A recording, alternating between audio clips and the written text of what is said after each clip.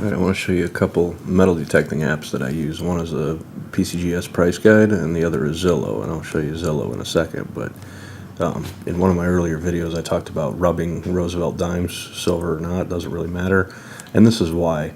The best you're going to find in the ground, and that's pushing it, would be an MS60. So if you scroll down the MS60s, you can see the most valuable one, let me try and find it, is 49S, 22 bucks.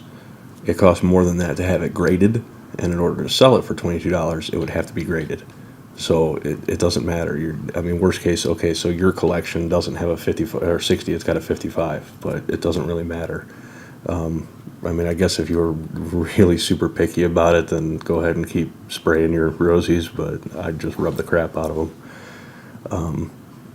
But the other really cool thing about this app is today I was out on a hunt and I found this dollar coin, and I didn't know what the heck it was. I know it's not old, but I wasn't sure, so I pulled up this thing, went to the dollar coins, and it has president on it.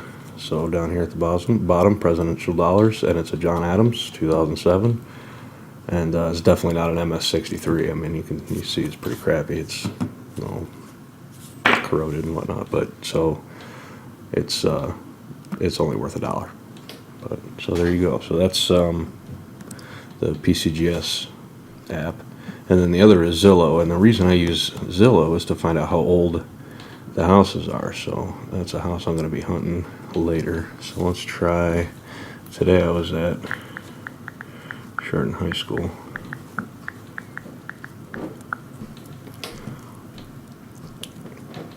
So what this does, I just went to Chardon. Let's see if I can find the high school. Not that far. Not that far. Definitely not that far. Let's go here. Okay, so here's the high school, and so I was hunting the field there, but the high school was built in the 70s, I think.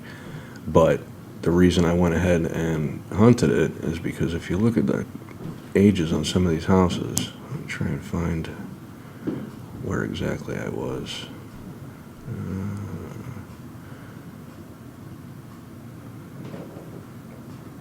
No, that's showing up. There we go. Okay, so you just pick a house, and then it shows up down here, and you scroll up, and gives you an address, and you scroll down a little bit, built in 1880.